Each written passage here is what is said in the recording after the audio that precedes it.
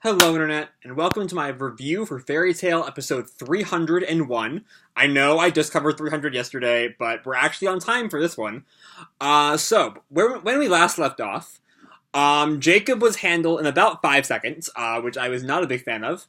And then we moved on back to Harjion, where Jalal, Urza, and Kagura stumbled upon Simon, who was not Simon, but a Historia brought about by Neinhart, who then summoned a bunch of dead people for everyone to fight, including for Urza, Kyoka, Azuma, and Ikaruga of all people, who no one remembered.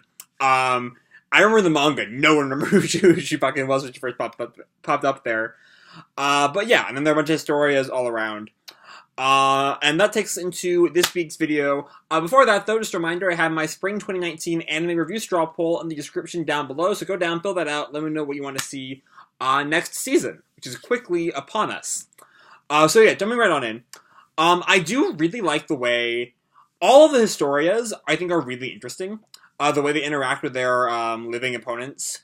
But I really like the way Aura's Historia both seems like her and is antagonistic.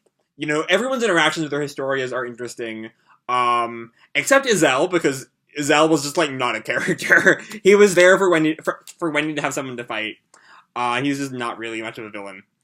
But Aura's actions of, actually trying to kill Gray and Leone are out of character enough that making it seem believable while keeping her character much the same is commendable. By framing it as her, training them, but actually, trying to kill them, makes it work really, really well. And so, moving on to my issues with this episode. Before I get to the issues, I will say, I know people love to hate Urza, and this is an episode where you can love to hate Urza. But the chills I got when she's tied up by Kyoka, and she glares at the three Historias that each of you also lost. Oof. Urza, when Urza's on her game, oh yes. Oh, she's great. But right after that, she was not on her game at all. Because Urza just willing her Historias out of existence is some bullshit. It's never been set up that that's how the Historias work. So not only does it just, not make any sense, it also just gets rid of any kind of, cool strategy that would be needed to have her beat all three at once.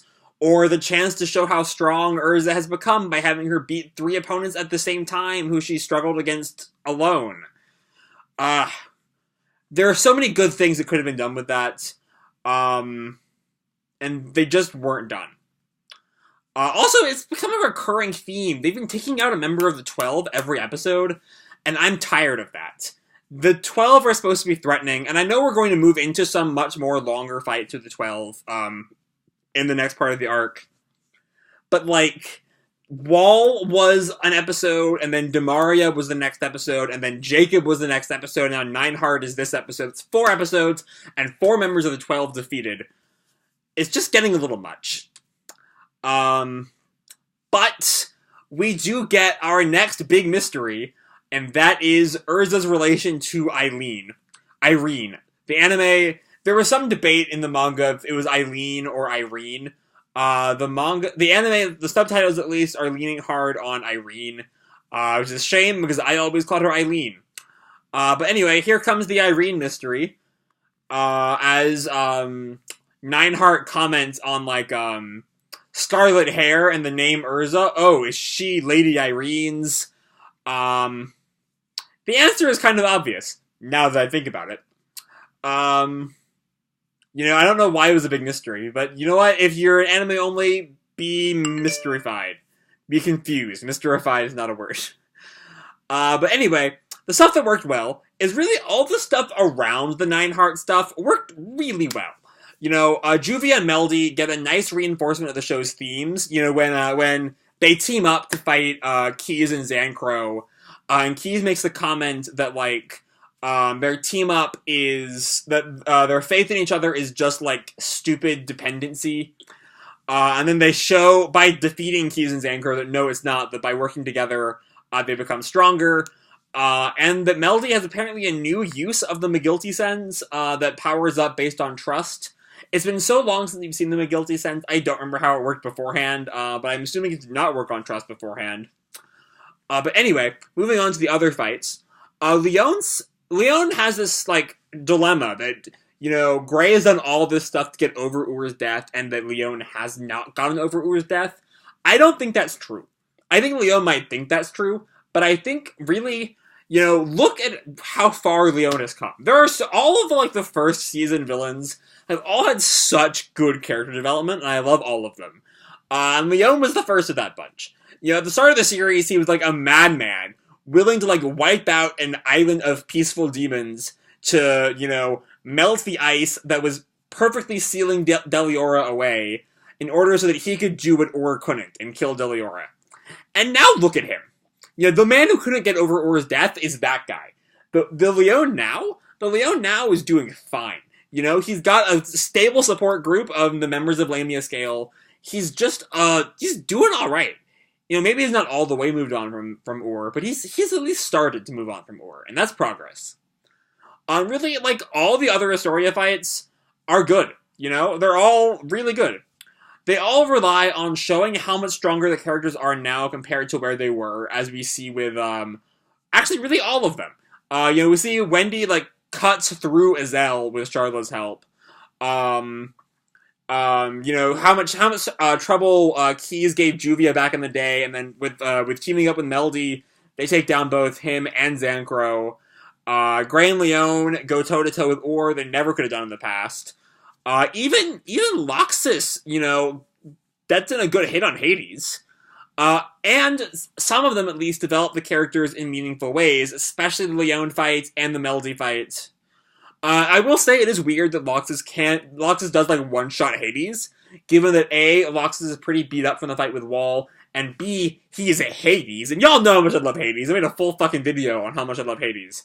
But you know what? I'll allow it, on the grounds that, Hades, for one thing, it just feels, it's like a feel-good moment.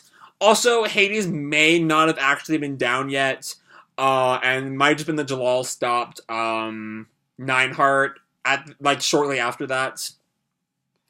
Speaking of Neinhart, we have to go back down there. The thing I like about this last part of the fight, I love when Neinhart summons, Simon's Historia, like, there's no way Jalal will be able to kill his friend a second time, and then Kagura does it. You know, she realizes the what's at stake, that she can't, you know, freak out, oh no, it's my brother, she knows it's not her brother, and she has to fucking do something about it. Kagura gets some killer shit in the Neinhart fight, and she's rocking it. Kagura is the star of the Neinhart fight, let's be honest. But Neinhart goes down way too fast. I mentioned it before about how all the 12 are in, like, a single episode. But, like, sure, Grand Chariot is a powerful spell, but one hit, Neinhart went out of it. Even Jacob, who is the most pathetic member of the 12, went out in more than one hit. Took a hit from Fire Dragon King mode, after he had been knocked around for a little while, and Neinhart is like one hit and he's out. That's just some bullshit. But anyway, with that, the battle for Hargion is mostly over. Jalal's still doing some stuff with some, like, minor soldier guys, but Demaria is captured. That'll be important later. So on to the stuff there.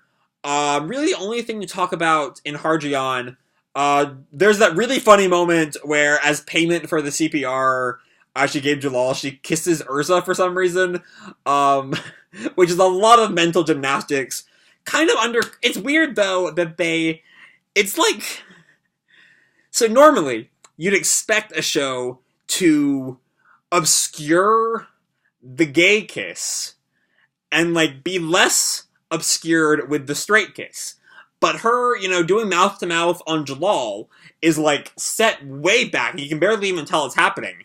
Where, sure, they don't show the lips touch, but she's, like, right up in Urza's face, and the camera is, like, this far away from them for the Urza kiss. Which is weird, but I'm not gonna complain. You know, if that's the queer representation that we get, I'll fucking take it. Anyway, so Leon and Shelia's conversation in the streets of Hargion does give Shelia's arc some much-needed closure that they kind of rushed through in the aftermath of the Demaria fight. but I still wish that we had more of it. It still feels kind of rushed. So I hope we see more of that later on. But anyway, back in Magnolia. So, Brandish agrees to negotiate with August as payment for accusing Lucy of killing her mother a while back, or accusing Layla of killing her mother a while back. So that kind of will set us into next week as we see some things are going on there, including the Giant Happy from the opening and the next time trailer. Giant Happy is my favorite fucking thing in this arc. Giant Happy is so funny. Giant Happy is wonderful. It's what Happy deserves. Happy deserves to be a fucking giant dancing over treetops. It's what he deserves. But anyway, pay attention to some nice foreshadowing from Mest in this scene, though. Though I will admit they do kind of play this up way too much at the end, when like it's focused on Brandish with Mest in the background, and then the focus shifts to where it's focusing on Mest in the background, who's like has this devil grin there. It's really weird. One last thing, though, when you talk about Irene, who shows up for the first time, with Heine and Juliet, her two henchwomen. Irene is definitely an interesting blend of intimidating and joking, I will say. There's a bit where we see that the Heine and Juliet, I was about to say something really spoilers about them, thank God I saved myself there. Heine and Juliet are like really intimidated by her for a second there, and then she just kind of like plays it off like a joke, which is interesting. We'll see more of that going forward. We also get a glimpse of her incredible magic power, as she just melts all the snow on Mount Lazonia, after making a big deal about how it never stopped snowing there. And then we find out that there are two more members of the 12 on Mount Zonia who are fairy tale friends going to be fighting soon. Bloodman and Larcade, which I guess is the name we're going with. Okay. I'm not a fan named Larcade. In the manga, some translators gave him the name Rakid, and I preferred Rakid to Larcade. It just felt less robotic, I guess. But I guess we're going with Arcade now. Whatever. I don't care. I'm not salty. Not salty at all. So anyway, I have complicated feelings about this episode. On the one hand, most of the stuff surrounding the main action with Neinhart was very good. You know, seeing Leon's doubts, while we should have seen it probably earlier to bring it up this late, was interesting. Juvia and Meldy got a nice summation of the show's themes in their fight. Carla coming back to save Wendy was so sweet. Loxus versus Hades was kind of iffy. But like Loxus' sentiment of, can't you old people just fucking stay dead, was so funny. But then there was all the stuff with Neinhart and Urza and Jalal that just didn't really work as well as it should have. But yeah, that's what it is. Still, now we move to the north for some of the most controversial parts of the arc. Y'all will see what I mean. Probably not next week, maybe the week after. Next time, we have Giant Happy, Fairy Glitter, and the Battle for the North. So I'm going to leave this video off here. Hope you all enjoyed the video and the episode itself. If you did, feel free to drop me a like or subscribe or fill out my straw poll down below, please. Or, you know, do whatever the fuck you want. I don't really care. And as always, people, keep kicking ass, and I'll see you in the future. Bye!